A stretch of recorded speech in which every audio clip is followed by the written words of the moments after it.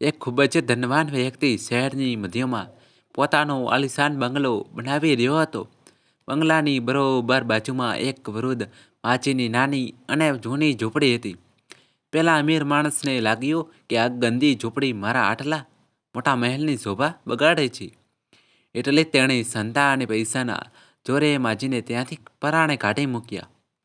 માજીએ કાંઈ જ વિરોધ ના કર્યો, પણ જતી વખતે તેમની આંખોમાં આંસુ હતા. તેમણે પેલા અમીરને રડતા વાચે એક વિનંતી કરી, બેટા, આ ઝૂંપડી મારું ઘર હતું. વર્ષોથી અહીં રહી છું. છતાં મને આ આંગણામાંથી એક ટોપલો ભરીને ધૂળ લઈ જવા દે, જેથી મને મારા ઘરની યાદ રહે. અમીર માણસે હસીને મજૂરી આપી દીધી. માજીએ ધૂળનો ટોપલો તો ભર્યો, પણ જ્યારે તેણે ઉપાડવાની કોશિશ કરી ત્યારે તે ખૂબ ભારે લાગ્યો. માજીએ અમીર માણસને વિનંતી કરી કે બેટા, આ ટોપલો મારાથી ઉપડાતો નથી. જરા મદદ કરીને મારા માથે મૂકી આવીશ.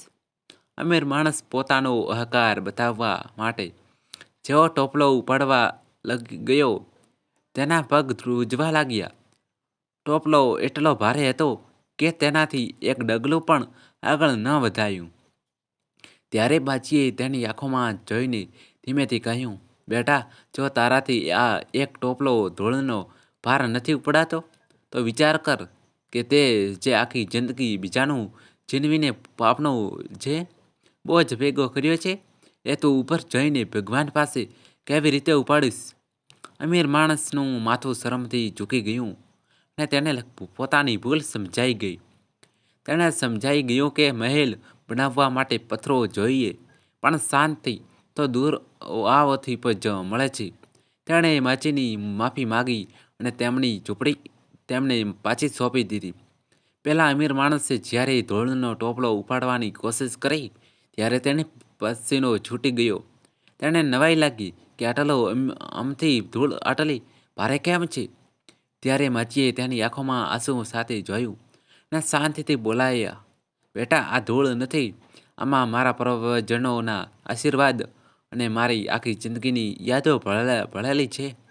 જો તારાથી આ જિંદગીભરની યાદોનો એક નાનો ટોપલો નથી ઉપડાતો, તો વિચાર કર કે જ્યારે તું આ દુનિયા છોડીને જઈશ ત્યારે તે જે આ બંગલો ને મિલકત ભેગી કરી છે, એનો બોજ તારી આત્મા કેવી રીતે ઉપાડશે? ભગવાનના ઘરે તો તારે ખાલી હાથે જ જવાનું છે, પણ સાથે તો માત્ર તારા કર્મો જ આવશે. આ સાંભળતા જ અમીર માણસના પગ નીચેથી જમીન સરકી ગઈ. તેણે સમજાયું કે તે અત્યાર સુધી જે સંપત્તિ પર ગર્વ કરતો હતો તે તો માત્ર પળભરની છે. તેને પોતાની ભૂલનો પસ્તાવો થયો. તેણે તરત જ માજીના પગ પકડી લીધા અને માફી માગતા કહ્યું, માં, મને માફ કરી દો. મેં મારા અહંકારમાં આવીને તમારું ઘર છીનવ્યું, પણ તમે તો મારી આંખો ખોલી દીધી. મારે આવો બંગલો નથી જોઈતો જે કોઈના આંસુ પર ઊભો હોય. તેણે માજીને તેમની ઝૂંપડી પાછી આપી.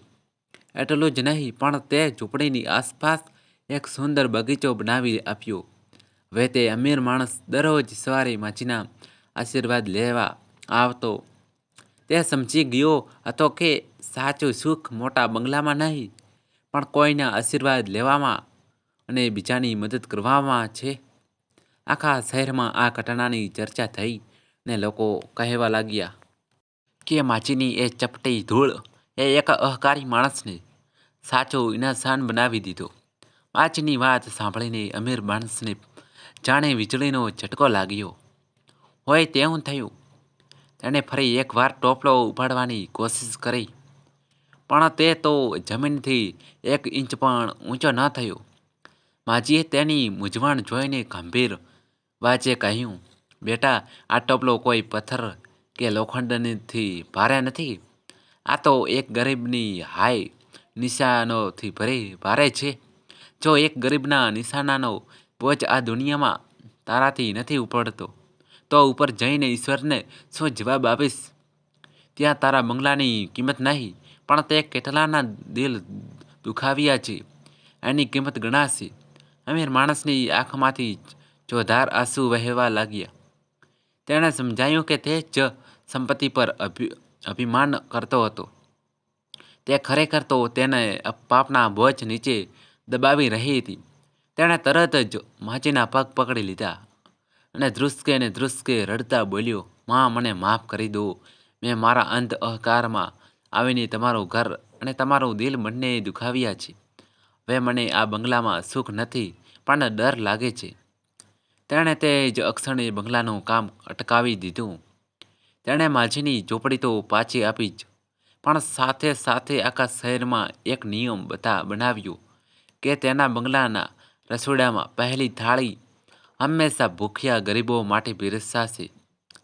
જેમ માજીને તે કાઢી મૂકવા માગતો હતો, તે જ માજીને તેણે પોતાના ઘરની લક્ષ્મી માણીને આ જીવન તેમની સેવા કરવાનું નક્કી કર્યું.